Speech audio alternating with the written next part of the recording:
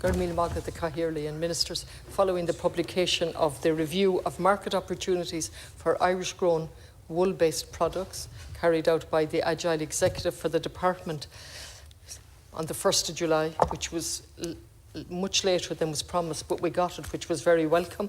And so my specific question is, what is the status of the establishment of the Wool Council? If the 30,000 promised by the department has been taken up, and how much of it has been drawn down, and generally the follow-up on the report.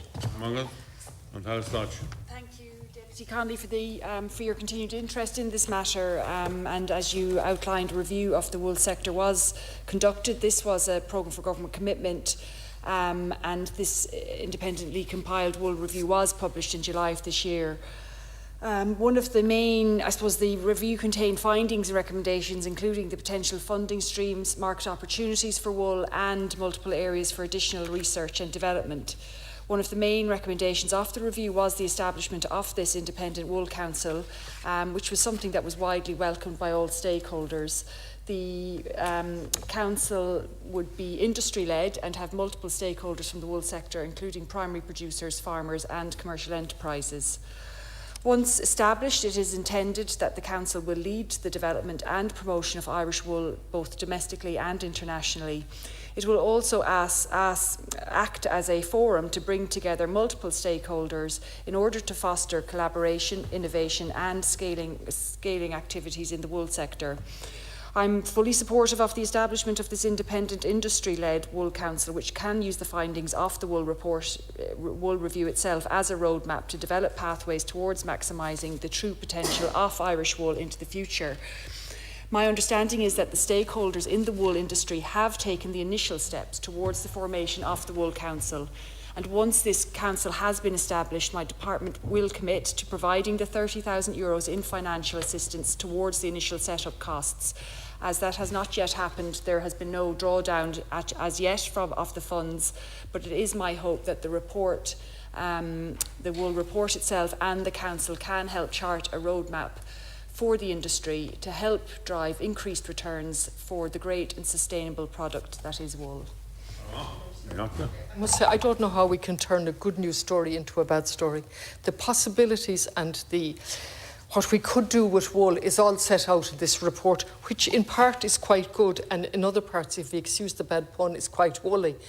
It's both concise and good, and then it's sort of vague.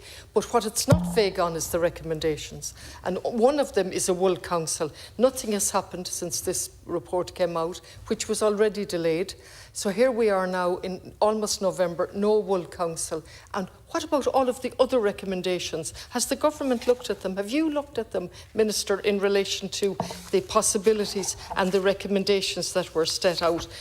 Establish a Wood Council, creation of an apprenticeship model for the wool sector, data collection, feasibility study, the establishment of wool cooperatives and so on. There's a major role here for the government in terms of the possibilities for the use of wood, wool, everything from fertilisers to insulation. So I would like to know what you're doing, Minister, in relation to this good news story. I totally agree with the Deputy that there is much potential in wool, but it's not fair to say that nothing has happened. It was after the study was completed over to the sector itself to establish itself as a wool council. It's not for the department or for me to establish that. I think that was one of the most significant parts of the establishment of the Wool Council. I have, however, received a letter from representatives of a group of stakeholders who are seeking to form the Wool Council, and I have responded to them requesting that they engage with farm organisations, which hadn't been the case, in order to ensure that the sector's primary producers are represented on the Wool Council. I think that is essential. And certainly we have also committed to putting aside supports for research as into what wool can be used for. There are a number of potential uses. You've indicated some of those yourself. But I think the first and foremost, it's essential that we do get this Wool Council established. But as I said, that is up now to the industry itself and the stakeholders involved, and it's not an issue for the department to set up. It certainly is an issue for the department, and certainly is an issue for the government. One of the things that's lacking is a well-framed policy roadmap. That has to be done by the government. That has to be done by the Minister. Previous questions have been asked in relation to fishing and task forces. Where is the task force in relation to the wool industry and the potential that's there? Just look at the possible uses. Horticulture, packaging, insulation, textiles, cosmetics, filled products and composites. And I'm only listing out some of them. You carry out a report, it costs 100,000, and then you leave it sitting there waiting for the industry to do something. The clearest thing about wool is that the farmers are simply not getting the prices. The key economic concern for producers is that the price achieved from farmers is less than the cost of shearing. We know this, and we've now got a report 100,000. We've set aside a 30,000, and we're going to do a Pontius Pilate on it and say absolutely nothing to do with us. We're going to wait for the council to be set up and ignore all of the other recommendations. But the best part, Minister, the wonderful opportunity that's there for local industry. I can assure the deputy that I can assure the deputy that we are not forgetting about any of the recommendations in the wool feasibility study.